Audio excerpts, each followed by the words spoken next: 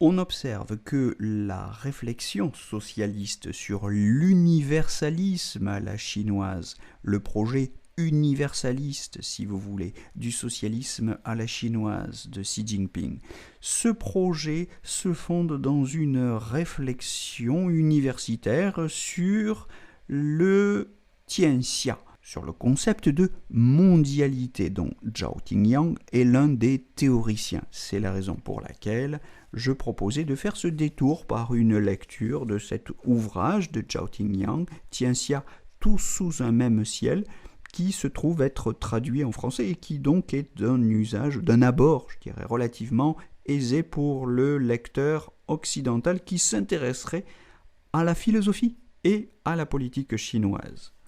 On pourrait approfondir un petit peu cette révolution des Shang au Zhou, ce moment de transition important où se développe le concept de Tianxia, révolution qui a eu lieu il y a 3000 ans et qui sert, chez Zhao Tingyang, à penser le concept de mondialité. Cette révolution des Zhou qui a eu lieu il y a 3000 ans, et au cours de laquelle donc le concept de mondialité, le concept de Tianxia sert de support, de poutre fêtière, de matrice théorique, cette révolution est si importante pour Zhao Tingyang parce qu'elle signifie le commencement de la politique. En d'autres termes, on y trouve une définition de la politique, une définition de l'essence de la politique que Zhao Tingyang résume, ou que je résume pour vous, si vous voulez, à partir de la lecture de Zhao Tingyang, par ces trois caractéristiques.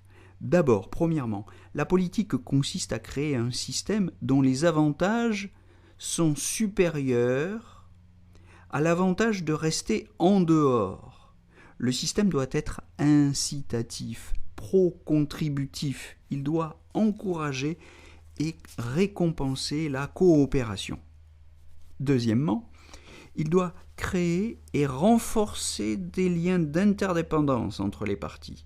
Il est, par principe, sans extériorité, wu wei, comme on dit en chinois, wu wei. Ou pour le dire autrement, il est absolu, une totalité sans extériorité. Il est inclusif. En résumé, le système Tianxia doit réaliser l'inclusion totale du monde, tout englobé sans qu'il subsiste un extérieur.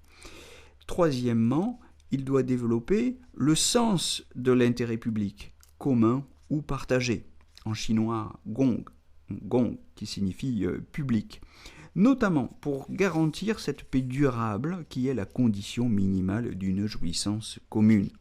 Voilà quelles me semblent être les trois principales caractéristiques de la politique selon Zhao Tingyang, qui lui-même définit la politique ainsi à partir d'une relecture historique, philosophico-historique de la révolution des Zhou qui a eu lieu il y a environ 3000 ans, c'est-à-dire dans le tournant du XIe siècle avant Jésus-Christ. Ces quelques considérations sur les caractéristiques du système Tianxia nous éclairent par le détour de la philosophie et de l'histoire sur les racines profondes, sur les racines historiques profondes au long cours, au très long cours même, du projet socialiste d'une communauté de destin pour l'humanité. Comme le dit Xi Jinping en chinois. Outre les différences circonstancielles, accessoires, comme le poids démographique et économique relatif de la Chine communiste, rapporté à celui des USA, la Chine socialiste use de la même stratégie inclusive aujourd'hui, peut-être en partie parce qu'elle en aurait encore un besoin vital pour construire son unité. Je souligne en passant que la rétrocession de Hong Kong et de Macao n'ont pas complètement fait disparaître l'angoisse de la division, et Taïwan est toujours dans une situation juridique indécise et fébrile. Fin de parenthèse. Et probablement parce que c'est finalement, du point de vue de la puissance, l'option la moins risquée face à un rival américain qui, contrairement aux Shang que les Zhou détrônaient, ce rival américain n'est pas encore tombé.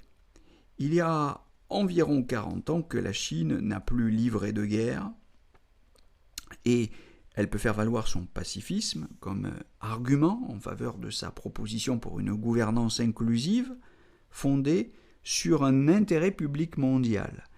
On voit bien en outre comment les nouvelles routes de la soie en augmentent la visibilité et matérialisent sa stratégie d'agrégation fondée sur la recherche des avantages et le renforcement des interdépendances. Donc, en effet, les nouvelles routes de la soie, comme l'Organisation de la coopération de Shanghai, sont des institutions qui visent à fédérer et qui réussissent manifestement à fédérer autour de la Chine. Au vu de cette archéologie du Tianxia, ne faut-il pas s'attendre à ce que cet universalisme soit particulièrement chinois et particulièrement favorable à la promotion des intérêts chinois dans le monde ? Il n'est pas sûr que l'argument de Zhao Tingyang suffise donc à apaiser l'inquiétude de ceux qui voient dans le concept de Tianxia finalement un simple outil de propagande idéologique au service de la doctrine socialiste chinoise, elle-même bien outillée sur le plan concret par cette organisation de la coopération de Shanghai, par les nouvelles routes de la soie, pour partir à l'assaut du monde. Je citerai effectivement Callahan qui proteste en disant, je le cite, « Zhao Tingyang dit que l'Occident propage sa vision du monde en sacrifiant les intérêts des autres. C'est une critique fondée, dit Callahan, mais n'est-il pas en train de faire la même chose ?» Il, ici désignant Zhao Tingyang, c'est-à-dire Zhao Tingyang n'est-il pas en train de faire la même chose, c'est-à-dire de faire ce qu'il reproche à l'Occident d'avoir fait ? Je continue Callahan qui dit « N'essaie-t-il pas, Zhao Tingyang, de propager dans le monde un concept chinois particulier ?» Fin de citation. C'est une critique de Callahan que vous trouvez dans Tianxia, Empire and the World, paru en 2011. Vous trouvez ça à la page 105. Voilà l'état du débat. Vous comprenez comment Zhao Tingyang, et à travers son cas particulier, qui me semble assez représentatif, toute une catégorie d'intellectuels, disons, d'inspiration confucéenne ou traditionnaliste, exprime une certaine vision de la politique et de l'universalisme qui sert évidemment une certaine image, une image très flatteuse de l'histoire de la Chine, de sa culture, et cela sert évidemment le projet de Xi Jinping. Mais vous voyez comment ces intellectuels sont en compétition avec d'autres intellectuels, notamment dans les pays du G7, dans l'Europe occidentale et les États-Unis. Ils sont en compétition avec des intellectuels qui, eux, défendent une conception de l'histoire qui s'oppose à l'émergence et au leadership de la Chine. Il y a donc un débat vif, politisé, un débat qui ne parvient jamais à se libérer complètement de tous les accents d'idéologie, de propagande. Et ces confusions sont bien compréhensibles, mais il est indispensable, et il me semble indispensable, non pas de prendre parti dans ces polémiques, mais de les éclairer avec le maximum d'informations objectives possibles, notamment le maximum d'informations historiques et de définitions philosophiques précises, chacun restant libre de prendre finalement le parti qui convient à ses options idéologiques, à ses options morales ou politiques, et de prendre parti pour l'hégémonisme occidental, américain d'un côté, ou pour le multipolarisme chinois de l'autre. Ce multipolarisme qui est d'une manière globale la doctrine des pays du Sud global, des BRICS.